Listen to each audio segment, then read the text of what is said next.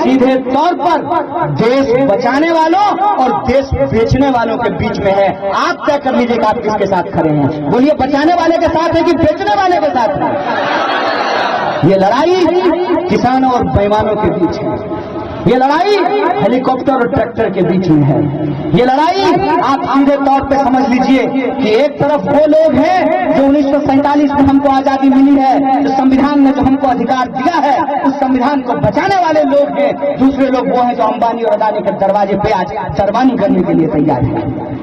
आज इस लड़ाई में हर एक इंसान को अपनी पहचान को छोड़ करके एक भारतीय होने के तौर पे इस आंदोलन में शरीक होना चाहिए, उसको अपना समर्थन देना चाहिए, क्योंकि आने वाले वक्त में हम छोटी छोटी चीजों के लिए मुहताज हो जाएंगे। दूसरा कानून क्या है? दूसरा कानून है एसेंशियल कमोडिटी एक्ट। क्या कहता है essential commodity act? Essential commodity act कहता है कि जितना मन करे उतना काला बाजारी कर लो। एक बात बताइए, खेती किसानी करने वाले लोग हैं, जब प्याज की पैदावार होती है, जब केला का पैदावार होता है, जब आम का पैदावार होता है, जब गेहूं की पैदावार, जब धान की, मकई की, मखाना की पैदावार होती है, तो जिसके पास पूंजी होगा तो इलाके का सारा मखाना, सारा गेहूं खरीद सकता है कि नहीं खरीद सकता है?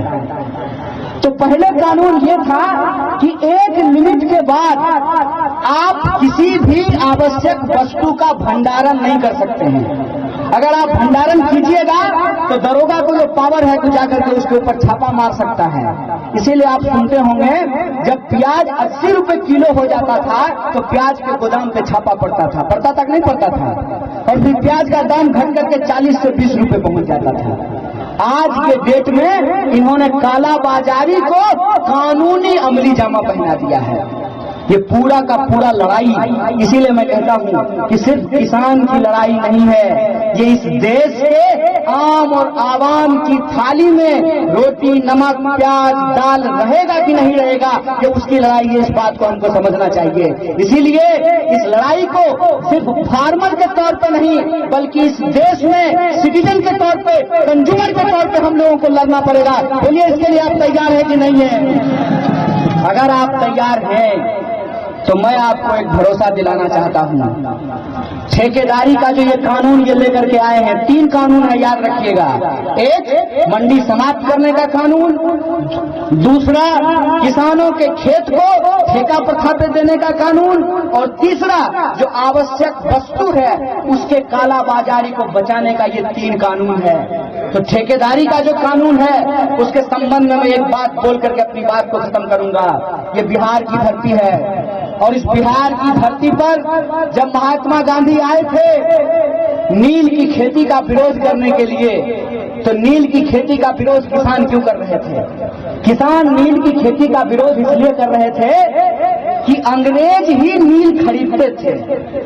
आया नया उजाला 4 बूंदों वाला, अब तो प्रचार भी नहीं आता है।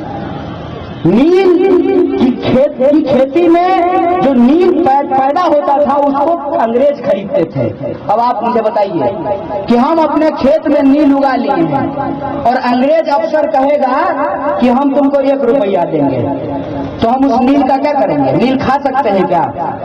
नील खा तो नहीं सकते हैं, तो हमको मजबूरी में 1 रुपया में ही अंग्रेज को बेचना पड़ेगा। कुछ सालों के बाद किसानों को यह एहसास हुआ कि ये अंग्रेज हमसे जबरदस्ती नील का खेती कराते हैं और ये नील हम इनके पास ही बेचने के लिए मजबूर हैं, और इस मजबूरी का फायदा उठा करके ये हमारा शोषण करते हैं। तो चंपारण के इलाकों में किसानों ने यह तय किया कि हम नील की खेती अपने खेत पे करना बंद कर देंगे। तो अंग्रेजों ने कहा कि तुमको नील की खेती अपने खेत पे करनी ही होगी। किसानों ने कहा कि हम नील की खेती नहीं करेंगे। नील अगर तुम नहीं लेते हो तो हम और किसी के पास बेच नहीं सकते हैं, लेकिन अगर अपने खेत पे हम धान उगाएंगे तो तुम अगर हमारा धान नहीं लोगे तो हम चूड़ा कूट करके खा लेंगे, हम चावल बना करके खा लेंगे। ये फर्क आप समझिए। यह जो ठेकेदारी का कानून है, जिस कंपनी के साथ आप करार कीजिएगा, मान लीजिए आप खस की खेती शुरू करते हैं, आप पिपरमेंट की खेती शुरू करते हैं, आप स्ट्रॉबेरी की खेती शुरू करते हैं, तो वो कंपनी ये बता करके कि आपका प्रोडक्ट जो है वो हमारे स्टैंडर्ड के हिसाब से नहीं है, आपका प्रोडक्ट हमारे स्टैंडर्ड के हिसाब से नहीं है और आपका सामान नहीं लेगा तो आप बोलिए आप किसके पास बेचने के लिए जाएंगे? तो मजबूरी में कम दाम पे आपको उसी कंपनी को अपना सामान आपको बेचना पड़ेगा। उस नील की खेती के खिलाफ, उस ठेकेदारी के खिलाफ गांधी जी ने अलग जगाया था और उस आंदोलन का नतीजा देखिए कि 47 आते आते अंग्रेजों को भारत छोड़ करके जाना पड़ा। यह बात मैं आपको सिर्फ याद दिलाने के लिए आया हूं कि यह बिहार की धरती है। जितना दिल्ली में हंगामा होना है हो जाने दीजिए। जब तक आंदोलन की अलग पूर्णिया और पटना से नहीं होगी तब तक मोदी का कुछ होने वाला नहीं है। इसीलिए मैं आपसे कहता हूं कि अगर इस लुटेरी सरकार को आप बदलना चाहते हैं तो आंदोलन की आगाज उत्तर प्रदेश के पूर्वी इलाकों से और बिहार की धरती से हमको करना पड़ेगा। तभी हम इस सरकार को उखाड़ करके फेंक सकते हैं। किसानों और मजदूरों के हक और अधिकार के लिए जय जवान जय किसान और जय संविधान के संकल्प को पूरा करने के लिए इस लड़ाई को हम आगे बढ़ा सकते हैं। बोलिए इस लड़ाई में, इस संकल्प में आप लोग एकजुट होने के लिए तैयार हैं कि नहीं है? पक्का है ना? तो अभी इस मंच से हमारे आयोजक साथियों ने यह घोषणा की है कि 14 तारीख को वैलेंटाइन डे है, मना लीजिएगा। क्या वैलेंटाइन डे के विरोधी नहीं है हम लोग, दीजिए गुलाब फूल, कोई दिक्कत नहीं है। लेकिन गुलाब भी बाबू खेते में होता है। और भगत सिंह की जो आर्मी थी जिसका नाम था हिंदुस्तान सोशलिस्ट रिपब्लिकन आर्मी, उस हिंदुस्तान सोशलिस्ट रिपब्लिकन आर्मी का एक कोडवर्ड हुआ करता था। क्या था कोडवर्ड? गेहूं और गुलाब। कोडवर्ड क्या था? आज वही समय आया है।